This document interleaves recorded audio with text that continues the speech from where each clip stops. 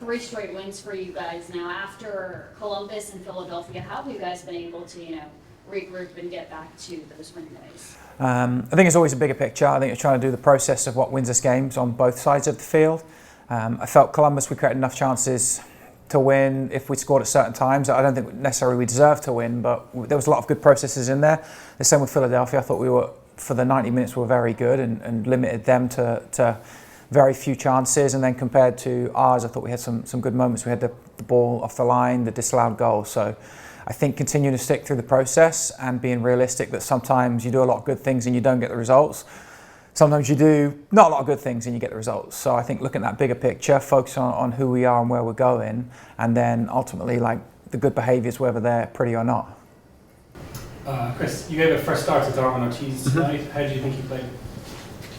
Very well. I think had the game been a little bit more attacking for us, he'd probably be man of the match. He came in, we know Darwin was a great player. We've known that since last year when he trained with us. We've maybe not given him as many opportunities as he could deserve, but it's just a very competitive front line we have. I thought he was good on the ball. He made a good adjustment in the second half to recognise how to defend and press. He had 2 good chances, maybe in the first half, one really good chance that forced a great save, and then I think the left back got booked trying to deal with him in the second half. So it was real positive. We see a lot of that with Darwin in training, and yeah, he's got a big future, so we're excited for him. Is his speed a big strength of his?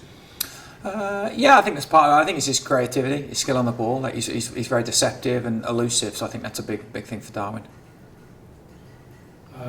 Peter Plowman scored tonight with an assist by Tay Robertson. I think that's the 3rd time he's fed him a goal this season. Yeah. Are these training ground moves that we're seeing, like tonight's one, for example? Yeah, in training they're only allowed to pass to each other, no one else.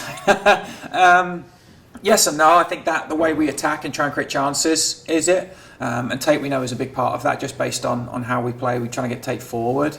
And then I would say yes and no. It's some of the behaviours we want. Maybe it's not always necessarily the pattern, but yeah, definitely trying to get that early ball in behind and that one-touch finish with Peter. I think he looks for that often, so trying to get the rest of us synced up for it is huge. And Tate we know can strike a ball very well. Going back to Darwin, can you walk us back through this week and what went into that decision and why was this the right time for him to... It's tough. Picking the team's really tough now. We've got nearly everybody available, so trying to get it down to just 20 for a squad has been hard. I mean, Darwin missed out last week, and then Toronto wasn't able to go in. He's trained very well. I think the long-term plan we had for Darwin was to get him more exposure as the season picked up. I think with us playing so well, especially attacking some of the attacking players, it made it a little bit harder for him to get in. I think based off of training the last few weeks, he deserved it to get in, and just on other situations we couldn't really use him. So this week he played well, he pressed well, he kind of executed the plan we would have liked in training very well, so he deserved it and he backed it up, so pleased for him. Good to be back home.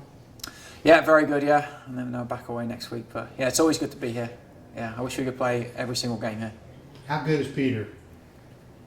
He's all right. You tell me, you watch him every week. I mean, he's very threatening. I think he has to keep the centre-backs on him all game. I don't think any time the centre-back plays against him, it's an easy night. They really have to work. He does the same thing 5 days a week with our centre-backs as well.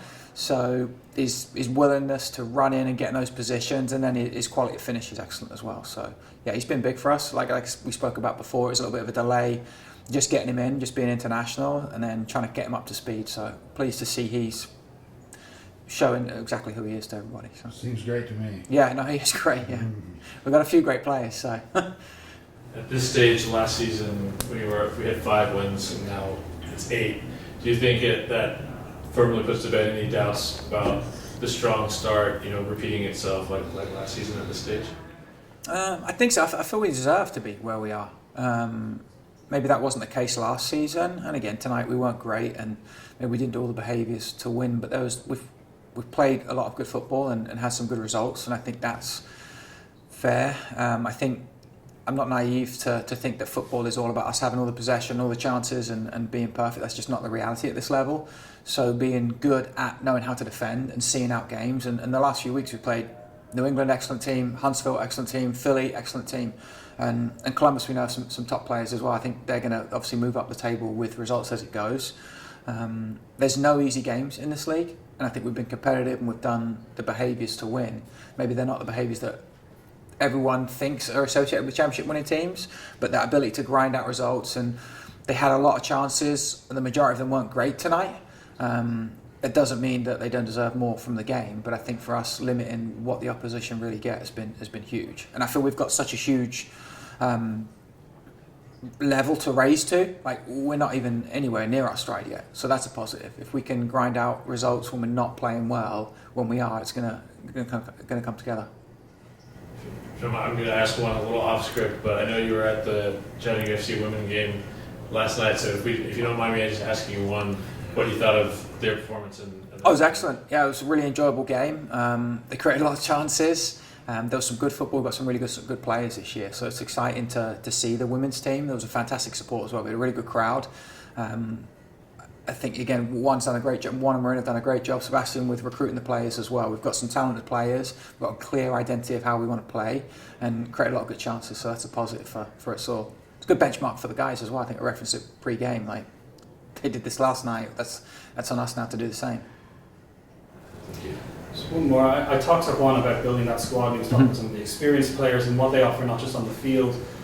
Can I imagine, like what sort of impact do you think Elin Jakupovic has had on this squad in terms of the experience that he's brought so far this season? Yeah, it's huge. I mean, that's part of the reason we brought him in. He's an excellent goalkeeper, and I say it every time, he's a local guy. He lives 20 minutes up the road, so getting local players in is important. But his experience of all throughout the levels, different cultures, also of how to win games, the pretty way, the ugly way, like, those are important factors. I think the way he takes care of himself, the way he trains, the demands he puts on the team, the feedback he gives them is huge. And I think we've got a few guys like that. You can see a couple of guys. I feel our squad's probably younger, minus him, than last season. But we've got guys with a little bit of experience of what it takes to be a pro, and then trying to blend that in with the younger year guys that have come in first.